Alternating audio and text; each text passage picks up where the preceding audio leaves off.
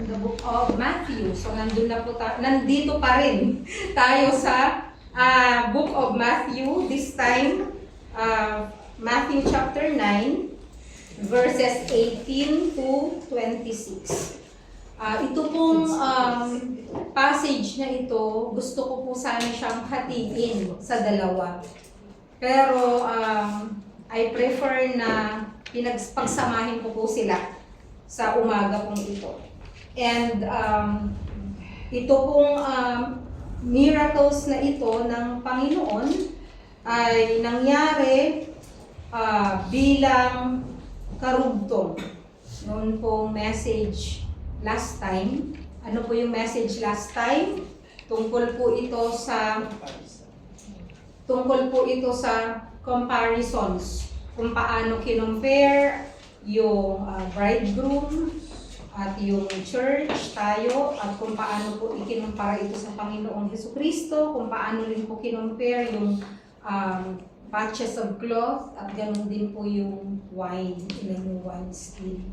So Jesus was preaching about this, no? So sa pangangaral po ng Panginoon, nagkakaroon po siya paunti-unti ng mga kaaway. Sino po yung mga nabibuild na mga kaaway po niya? Yung mga Pharisees and religious leaders, kasi nasasaktan sila doon sa kanyang sinasabi na katotohanan. And part nung sermon po niya o yung dialogue niya last Sunday, yung sinasabi niya na you cannot patch the old doon sa new, no? Hindi bagay. So palagi niya sinasabi na it does not work. Yung Christianity, which is the new wine, is not compatible with the old wine of tradition, of legalism. If God will give you a new life, yung lifestyle mo manggagaling din sa Panginoon, yung bagong buhay. That's why kung ikaw ay tunay na nakakilala sa Panginoon, yung buhay mo dapat ay binago na. Hindi pwedeng tapal-tapalan mo. Like sasabihin mo, okay, Christian ako, tatapalan ko ang part na ito, pupunta ako sa Sunday, isang tapal. Magiging mabait ako sa kapatid ko ngayon, isang tapal. Temporary yun. Kapag ang Diyos binigyan ka niya ng bagong buhay, ikaw ay bago ng nilalang. So ito po yung sermon ng Panginoon, ito po yung dialogue niya, at dahil dito, nagbibuild po siya ng animosity and hatred from the Pharisees and from the teachers of the law. At ang sabi po dito sa nasa na ako? Doon sa verse 18, while he was saying this to them, ano yung this? Yung sermon niya in the past. Habang nagsasalita daw po ang Panginoon, sabi niya, behold, a synagogue official came and bowed down before him and said, my daughter has just died, but come and lay your hand on her, and she will become alive again. Jesus got up from the table and began to accompany him along with his disciples. So habang nagtuturo po ang Panginoon, at habang nasasaktan po yung mga teachers of the law at yung mga nasa sinagoga at yung mga rulers, may lumapit na galing mismo sa synagogue. No? Ibig sabihin, he was interrupted by this official, no? At hindi po siya basta-basta lang official, pinakamataas po siya. Kumbaga po sa church natin may mga elders. At sa mga elders meron pong chief elder. So, he was interrupted doon po sa kanyang pangangaral, at ang mapapansin po ninyo dito, official po siya. Hindi siya basta-basta. So, isa siya doon sa mga hinagagalitan ng Panginoon. And yet, he approached the Lord Jesus Christ, no?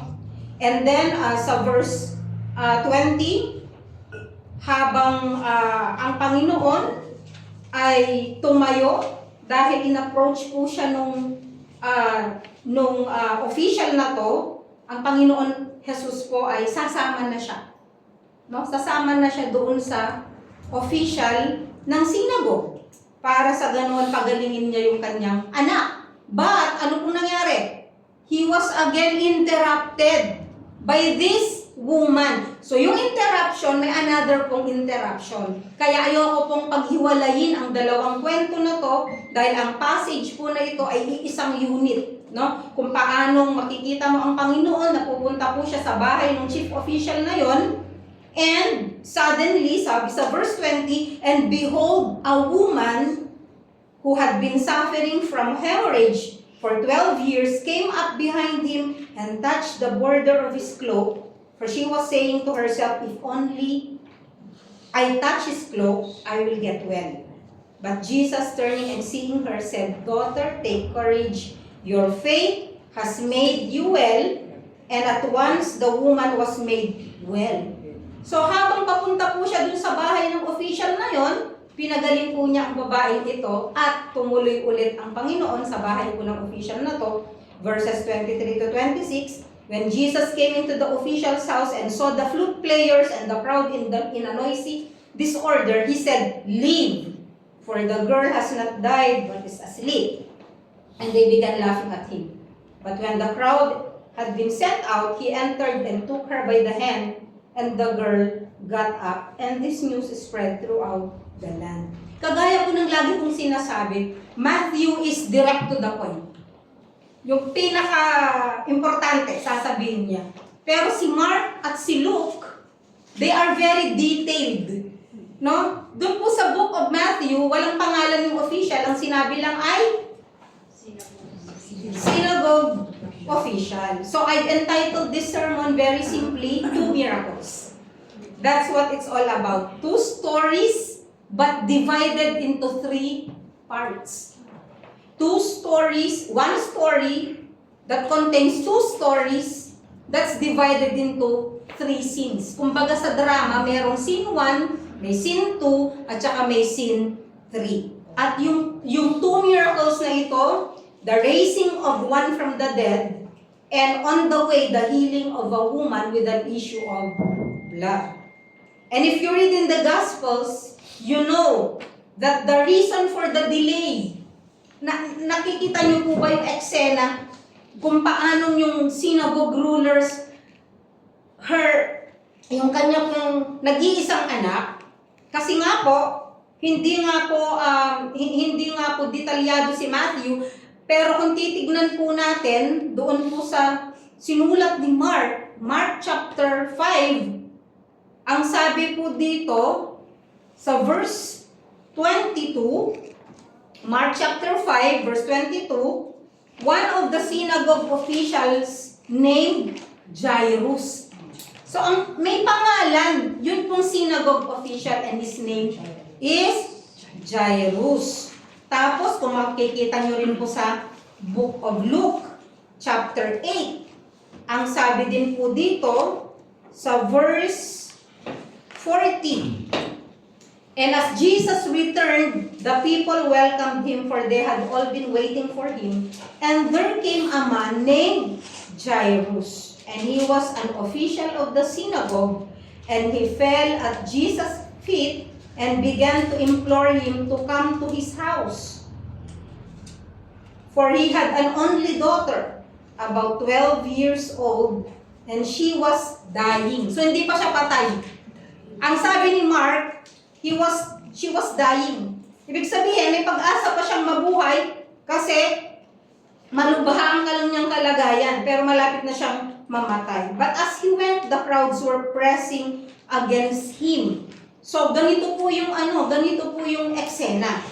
Kung ikaw si Jairus, ang gusto mo, mabilis, Panginoon, you just lay your hands on my daughter at gagaling siya. Gusto mo mabilis. Pero merong delay.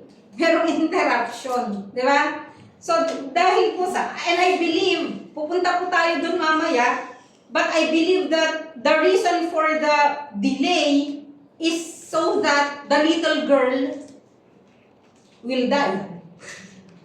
Para mamatay siya. And so that maipakita pa din ng Panginoon yung kanya pong kapangyarihan. Kasi ang sabi po dun sa Book of Luke and Book of Mark, it pleaded with him na sabi niya, my little daughter is at the point of death or she is dying. No? And by the time Jesus got there, makita po natin dun sa third scene, no, na pupuntahan natin mamaya, she was already dead at meron ng funeral at nandun na po yung mga paid mourners. Okay? Paid mourners po yun. Uso po sa mga Hudyo, kagaya rin po sa mga Chinese, yung magbabayad po sila ng mga tao na iiyak. Okay? Yung merong talagang mourners na binabayaran. That's why they can easily cry and they can also easily laugh at the Lord Jesus Christ. Do you see that? Nung sinabi na nabubuhay siya, anong sabi ng mga tao? Tumawa sila. No? So, why? Bakit sila tumawa? Kasi nga, they are paid. And so the Lord places this very beautiful story of delay and interlude of the woman with the issue of blood to bring about the power of the resurrection. Para sa ganon, maipakita, maranasan po yung kauna-unahan po na pagbangon mula sa mga patay. And so we see Jesus' power over sickness and also His power over death itself. Two of the greatest obstacles to human happiness are the twin problems of sickness and death. Di po ba? Napakalungkot. Yung wala kang pera, okay lang yun. Di ba? Pwede kang mamasyal sa luneta na walang pera. Di ba? Nahuli nga kami nung papunta kami sa beach. Alam niyo yung ano namin, ang kaso daw namin, traveling without money. Sabi ni Bro Joel. No? Ibig sabihin, wala kang pera, okay, magtipid ka, magsasuffer ka financially, pero yung magkasakit ka. No? Or meron merong sakit sa pamilya, or yung namamatay sa pamilya, or yung nawala yung mahal sa buhay mo, matindi po yun. That's why magkaterno po yan. Yun pong obstacle sa human happiness po ay yung magkasamang karamdaman at kamatayan. Kasi sickness, most of the times, eventually lead to death. Di ba? Yun ang ano eh. Can you imagine what life would be like without sickness and death? What would be like to never to be sick again? No? Yung wala nang magkakasakit. But the Bible teaches us that sickness and death are both a result of sin. Di ba? Kaya nga merong kamatayan dahil sa kasalanan eh. Romans chapter 6 verse 23, for the wages of sin is death, and all sickness is just a form of dying. So we all have experienced pain in our lives. Wala naman siguro dito na exempt sa pain. Lahat tayo ay nakaranas po ng pain. Lahat tayo nakaranas po ng sickness. We all suffered from sickness. Kung hindi man tayo, yung loved ones po natin. And also the death of our loved ones. Ako po, personally, I saw the suffering of my mother who died at the age of 54. No? That was in 2000, the year 2000. Married na ako noon. Nakita ko po yun, and it was very painful. Mas painful pala kapag ang nakikita mo yung mahal mo sa buhay na nagsasuffer. She died of brain tumor at the age of 54. I'm 56, turning to 57 next year. And I praise God kasi meron pang mga years. Kumbaga, nakita ko na ang mother ko namatay siya 54. 56 na ako, nakalampas ako doon sa 54 na yun. And I also saw the painful suffering and agony, the groanings of pain of my sister who recently died. Na alam niyo po ito, si Cherry. And she died at the age of 44. And sometimes, magtatanong ka rin na, bakit ganun ka Bakit ganun ka early? Di ba? Kasalanan ba ng Diyos yun? Hindi po, because lahat po ng tao ay magkakasala. At lahat ng taong na nagkakasala ay mamamatay. No? For the wages of sin is death. All have sinned and fall short of the glory of God, and the wages of sin is death. But, ang pinakamahalaga po ay alam po natin na meron pong, it is not final. No? So much sorrow and suffering occur every day. Maaring tingin mo, ikaw ay pinaka-nagdurusa sa mundo. Pero lumabas ka sa mundo. Lumabas ka. Makipagkwentuhan ka sa mga tao sa paligid mo. And you will find out how blessed you are. Alam niyo kung bakit? Pera lang problema mo eh. Sila, broken families, pain, suffering, gustong magpagamot, hindi makapagpagamot. Tapos ikaw gusto mo magpakamatay. Di ba? Di nyo nakikita po yun? And so, ang good news, even though we live in a fallen world, I always say we live in a fallen world, we also live in a redeemed world. Jesus died on the cross to redeem us from all the curse na meron po ang ating mundo. And I think this to be an essential message dealing with yung theme po natin, na we are living in a dying world. And we are going, or we all face, yun pong inevitable na mangyayari sa buhay natin. Ano po ito? Death. Lahat tayo ay mamamatay. Una-una lang nga, sabi nga eh, di ba? Una-una lang yan. So, ang mahalaga lang po at ang maganda sa ating mga Kristiyano ay i-program natin sa ating spirito na death is a part of this fallen world. Bahagi po yun. At yun po makakatulong sa atin para madali nating tanggapin ang kamatayan. No?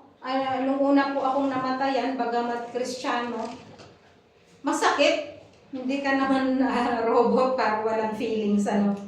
But, we understand and we accept na mangyayari po ito sa buhay natin because the world is marked with curses, with tragedy, with pain and sorrow, and all of this. And makita po natin na ganun malungkot ang buhay. But that is not God's plan at all. Hindi po ito plinano ng Diyos.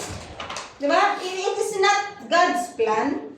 Kaya hindi rin natin siya dapat sisihin kung bakit mayroong sakit at kung bakit may kamatayan. Sometimes yung sakit kasalanan mo. Sometimes yung sakit ay way ng Lord para kunin ka. Para iuwi ka na niya. Kaya iba-iba yung kamatayan. May aksidente. Meron yung nasa bahay ka lang, namatay ka bigla sa bahay mo. Di ba? Meron nga akong kakilala noon na di ba, inaayos lang yung nasira na, wood, kahoy. Nasugat niya yung kamay niya, natetano, namatay. Ganun kasimple. Meron na aksidente. Meron yung asawa ng doktor sa amin na magaling. Binuksan niya yung, bababa siya, nakapark yung sasakyan, binuksan niya sa right. Hindi niya napansin, biglang harurot ng sasakyan sa highway, namatay. Si Dr. Chua, yung asawa niya. At bago, pa lang yun, bata pa sila noon. So, kung ikaw ay nasa sitwasyon na gano'n, how painful yung maranasan mo yung gano'n. Accident, sakit. Kahit na ano form ng kamatayan, masakit. Yung sasabihin mo na, kahapon kausap ko lang namatay. Masakit, di ba? Yun namang, ang tagal na may sakit, nakakapagpaalam sa'yo, nakakapag-usap, pero kapag namatay, masakit pa din. Di ba? Walang maganda sa death. At walang maganda po sa pain. Pero hindi nga po yun ang plano ng Diyos. Kasi, yung sin na yan at yung curse na yan, it will be turned around. Sa kwento ng buhay natin, sa second to the last chapter ng Book of Revelation, ano pong sabi? Revelation chapter 22, verse 3. No, last chapter. There will no longer be any curse. Dun sa second to the last, Revelation 21, verse 4, ang sabi dito, and He will wipe away every tear from their eyes, and there will be no longer any death. There will no longer be any mourning, or crying, or pain. The first things have passed away. Mangyayari po ito, pero sa bandang huli pa. But the curse of sin was already broken by the Lord Jesus Christ.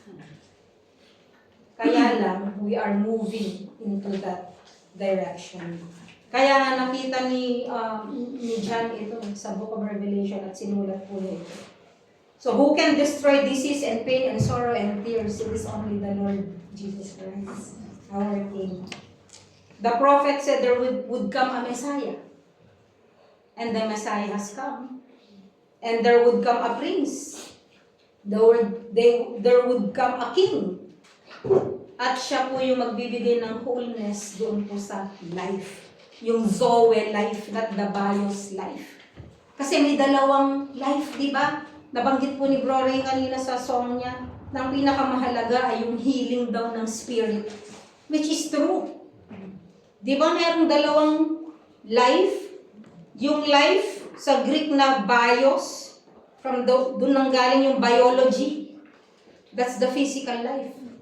Pero yung Zoe life, ito yung eternal life. Ito yung life na hindi mo nakikita, pero ito yung life na mahalaga.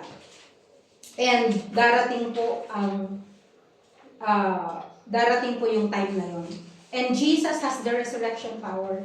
Kaya nga siya yung unang, nagpakita nito, yung he resurrected. Namatay siya, pero nag-resurrect po siya. He demonstrated that power. And so the two miracles of the Lord Jesus Christ, dun po sa passage na nabasa ko po kanina, it is a verification of His power to reverse the curse. The first miracle is Jairus' daughter raised to life. Makita po natin ito sa Matthew 9, sa Mark 5, and Luke chapter 8. Dun po sa mga chapters na yon, sa bandang baba, dun nyo po makikita. And the second miracle, yung interruption, or the third scene, the hemorrhaging woman.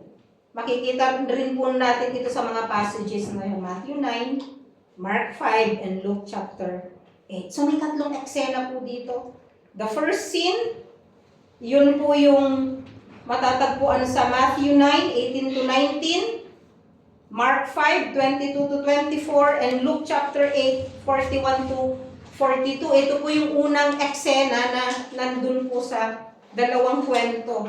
At makikita po natin dito si Jairus. He approached the Lord Jesus Christ. May reason bakit niya in-approach ang Panginoon. Una, because He has a need. Sometimes people do not approach God because they think they don't have a need. Di ba? Kaya yung mga tao na mayayaman, lahat, feeling nila, di na nila kailangan ng Diyos because they don't have any need. But if they only see the need of salvation, yung buhay nila, kung saan pupunta yung kanilang buhay pag namatay sila, I think, marirealize ng mga tao that they need the Lord. And Jairus here needs the Lord. Kaya niya in-approach ang Panginoon because he has a need. Ano yung need niya nga? It's not for himself. Jairus' desperate need. No? At dahil po dito, kahit na official siya ng synagogue, in-approach niya ang Panginoon, and the Bible says he fell at Jesus' feet. Ang translation po sa Greek nito ay proskuneo. Proskuneo means to bow down to worship. No? Kasi marami pong translation ang praise and worship. No, meron yung tehila.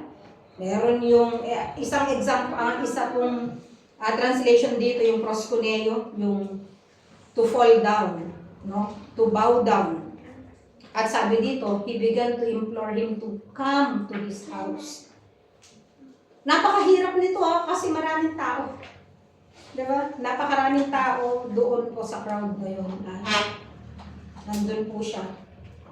And Luke identifies Jairus as the ruler of the synagogue. Yun pong synagogue in those days ay yung kagaya ng sabi ko kanina, it was ruled by elders. And those who had that position were given great esteem and authority. Meron po siyang malaking authority po doon sa lugar na yon sa Capernaum. So, si Luke, then, sinabi niya na, Luke and Mark also said na kaya siya lumapit kasi tungkol po ito sa kanyang anak. He has a daughter who was about 12 years of age, no, and she was dying. So, si Jairus po ay lumapit sa Panginoon kasi meron siyang need. At the same time, meron din po siyang faith. No, meron po siyang faith. And ano po yung proof ng kanyang faith? First, he compromised his position, his friendships, and his relationships. Kasi kung ikaw yung ruler ng synagogue, ano po yung maiisip mo, maraming magagalit sa'yo. Pero hindi niya po pinansin ito, no? Kinompromise niya po yung position po niya. And then, pangalawa, he bowed down to Jesus as a sign of humility. And the third, he believed that Jesus can make her daughter well and raise her to life. Naniniwala siya na kaya ng Panginoon na pagalingin at kaya ng Panginoon he is able to raise his daughter from the dead. So, yung pangalawa po naman dito, yung second miracle, yung nung papunta na po si Jesus Christ, kasama niya po ang kanyang mga disciples. Sabi po dun sa Luke chapter 8, verse 43. But before that, ang sabi po ng verse 42, but as he went, the crowds were pressing against him. So marami pong mga tao.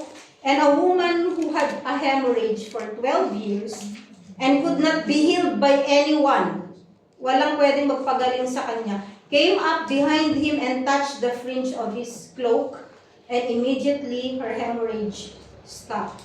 Si Mark po, ang sabi po ni Mark sa verse 25 ng chapter 5, a woman who had a hemorrhage for 12 years and had endured much at the hands of many physicians and had spent all that she had and was not helped at all, but rather had grown worse.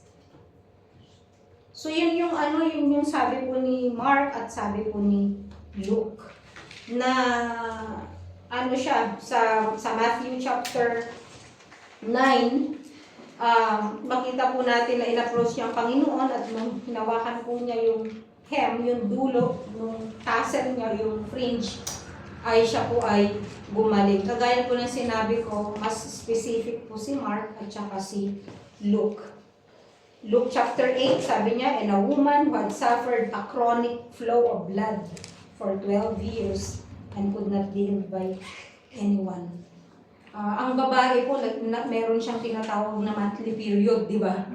Sa monthly period na yon, pinakamaikli 3 days, pinakamahaba na yung 1 week. Di ba? Anong feeling?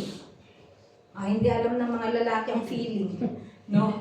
Pero, you feel this discomfort, yung pain, lahat, no, na mararanasan mo. And this woman, sakit siya.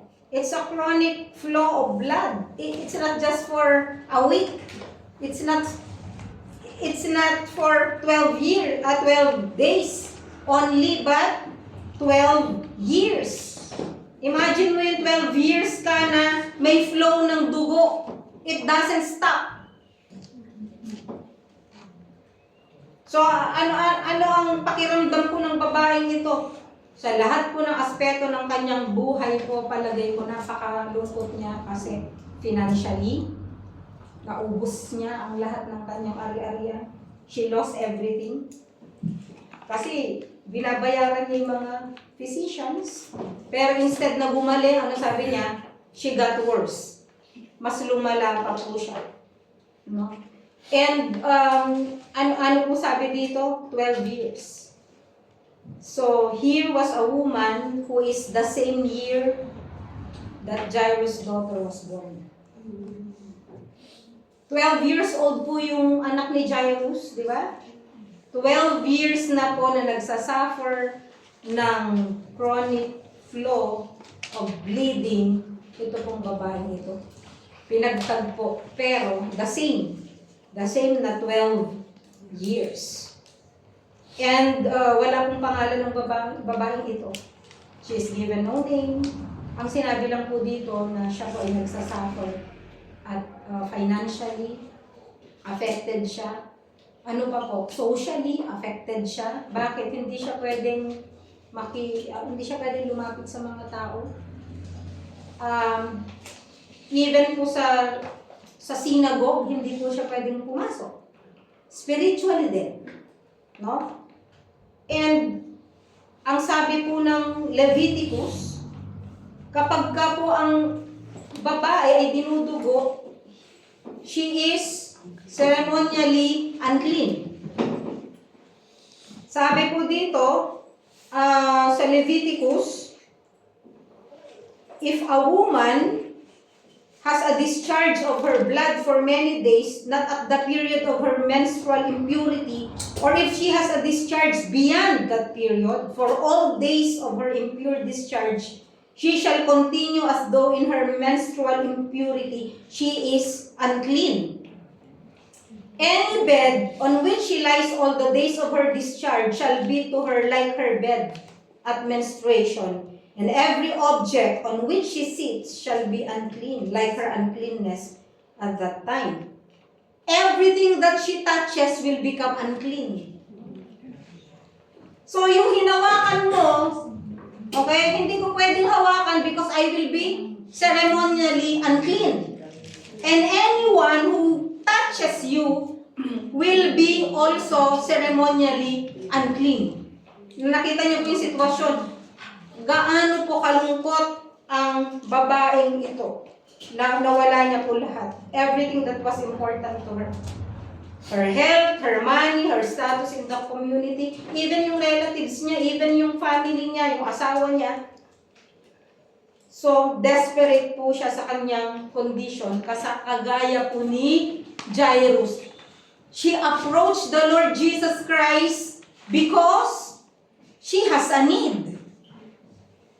Ano po yung need niya? Na siya po ay mapagaling. So, kagaya po ni Jairus, ito yung similarity nila eh. She approached the Lord Jesus Christ, gaano man kahirap. Nakikita niyo po ba yung sitwasyon ng Panginoon? Nandyan siya, ang dami-daming tao. Ang sabi po ng Bible, the crowd was pressing hard on Him. Paano ka makakasingit doon? Lalo na kung ikaw yung babae, yung bleeding woman, and the people know you. The people there in Capernaum knew this woman na nagbi-bleed at ayaw nilang tatabi sa kanya. Paano siya lumusot? She crawled. Gumapang siya. And approached the Lord Jesus Christ. Dahil meron siyang desperate need. Kagaya rin po ni Jairus. Pero kagaya ni Jairus, meron din siyang faith. Ang sabi po ni Jairus if you just lay your hands on my daughter, gagaling siya. Ito namang babae, ano sabi niya? If I could just touch. The one wants the Lord to touch the daughter. Ito pong babae, she wanted to touch the Lord Jesus Christ. Pero both ways, sinagot sila ng Panginoon dahil sa kanilang pananampalataya. No? Sabi niya, if I can just touch His garment, I don't need to have Him give me an audience. Ibig sabihin, kahit di niya ako pansinin. Kahit di na niya ako pansinin. Hindi niya na, yung faith niya ganun eh. Sumiksik na nga lang siya eh. Kahit di niya ako pansinin, matindi yung faith niya. Mahawakan ko lang yung dulo ng kanyang tassel. Ako ay gagaling. Kaya yun po yung kanyang pananampalataya. That's why the Lord Jesus Christ, ano sabi niya dito? Sa Mark, kasi nga hindi detailed si Matthew, kaya titignan natin si Mark at saka si Luke. Mark chapter 5, ang sabi niya dito, sa verse 28, for she thought, if I just touch his garments, I will get well. Immediately, the flow of her blood was dried up, and she felt in her body that she was healed of her affliction. And verse 30, immediately Jesus, perceiving in himself that power proceeding from him had gone forth. Naramdaman niya may power na lumabas sa kanya. No? May gumaling. Yun ang ibig sabihin. May gumaling. Sabi niya, turned around in the crowd and said, who touched my garments? Ibig bang sabihin, hindi kilala ng Diyos kung sino yung humawak sa kanya? No. Gusto lang niya talaga na yung mag-forward yung babae. No? Para ipakita sa kanya yung assurance, yung love na parang ng isang magulang. Kaya nga sabi niya, daughter. Di ba? And yung babae, takot na takot sa verse 33, but the woman fearing and trembling, aware of what had happened to her, came and fell down, proskuneo, before him and told him the whole truth. Kapareho po ni Jairus. They worship the Lord in reverence. No? They had the need. They believe that Jesus Christ is the Messiah. Naniniwala sila sa Kanya na siya ay makapangyarihan. They bowed down in worship. Sa takot niya, baka pagalitan siya. Bakit? You are making the Lord Jesus Christ unclean. Parang ganun yun eh. Because if you touch someone, he will be unclean. Pero Jesus Christ is not bound to that. He can make you clean. If the Lord Jesus Christ will touch us, He will make us clean. Gaano man po tayo kadumi, kung ang Diyos po ang humipo sa atin, or hinipo natin ang Panginoon, ibig sabihin manggagaling po sa atin, He is able to make us whole and clean. Yun ang pagkakaiba. Ang sabi po ng Old Testament, if you touch anything, kung ikaw ay unclean, if you are unclean and if you touch anything clean, it will become unclean. Pero ang Diyos iba eh. Ang Panginoon iba eh. If you are unclean and the Lord will touch you, you will become clean. Ganun po ang ginawa niya sa atin eh. Sa sobrang dumi natin, sa sobrang makasalanan po natin, hindi po tayo ng Panginoon when we surrendered our lives to the Lord. Kagaya po ng babae kung tayo lalapit na meron pong humility. No? Like Jairus, she has a desperate need. Like Jairus, she has faith. Ano po yung proof ng kanyang faith? She made it possible to go to Jesus amidst the crowd. In whatever way. If you remember po yung the healing of the paralytic, kung binutas nila yung bubong, no? Para mailapit yung kanila pong kaibigan, itong babaeng ito, nag-crawl po siya. Hindi po nakasulat dyan, but yun lang po ang way na makalapit po siya sa Panginoon. She touched the fringe of Jesus' garment with faith that she will be healed. And she was healed. And let's go to the third part, the third scene. Jairus' daughter raised to life. So, dito po sa Matthew chapter 9 kasi, no? Verses 23 to 26, when Jesus came into the official's house and saw the flute players, ayun, meron tumutugtog na flute. Kasi nga binabayaran ng mga to, flute players and the crowd, noisy disorder, he said, leave, umalis kayo, for the girl has not died, but is asleep. And they began laughing at him. Tugnan po natin sa account ni Mark. Mark chapter 5. Sa verse 35, ang sabi po ng Mark chapter 5 verse 34, and he said to her, "Daughter, your faith has made you well. Go in peace and be healed of your affliction." Verse 35, while he was still speaking, nung nagsasalita pa lang po ang Panginoon, may interruption ulit. There came from the house of the synagogue official saying, "Your daughter has died. Why trouble the teacher anymore?" Ibig sabihin, huwag mo nang papuntahin. Huwag mo nang istorbohin ang Panginoong Jesus kasi patay na rin yung anak mo. Wala nang pag-asa. But Jesus, overhearing what was being spoken, said to the synagogue official, "Do not be afraid any longer, only believe." And he allowed no one to accompany him except yung tatlo, Peter, James, and John. Very detailed. Hindi sinabi ni Matthew ito. Hindi siya kasama. Si Mark din, hindi siya kasama. No? Ang sabi lang dito, si Peter lang ang sinama ng Panginoon. Si Peter, si James, and John, the brother of James. And they came to the house of the synagogue's official. No? And of course, we know who he is. Siya po si Jairus. And he saw a commotion and people loudly weeping and wailing. And entering in, he said to them, "Why make a commotion and weep? The child has not died, but is asleep." And they began laughing at him. But putting them all out, pinalabas niya lahat, he took along the child's father and mother and his own companions, and entered the room where the child was.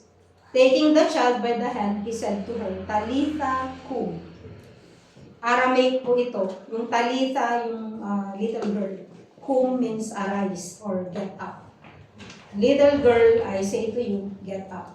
Verse 42, immediately the girl got up and began to walk, for she was 12 years old. And immediately they were completely astounded, and he gave them orders that no one should know about this. And he said that something should be given her to eat. Ganon din po yung account po ni Luke. Luke chapter 8. Makita po natin dito sa verses 49 hanggang sa huli na ang sabi niya, while he was still speaking, someone came from the house of the synagogue official saying, "Your daughter has died, do not trouble the teacher anymore." Pero ang sabi din dito, he did not allow anyone to enter with him except Peter, James, and John, and the girl's father and mother. The same with what Mark said. Now they were all weeping and lamenting for her, but he said, "Stop weeping, for she has not died, but is asleep." And they began laughing at him, knowing that she had died. He, however, took her by the hand and called, saying, "Child, arise." And her spirit returned, and she got up immediately.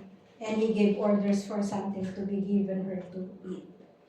Her parents were amazed, but he instructed them to tell no one what had happened.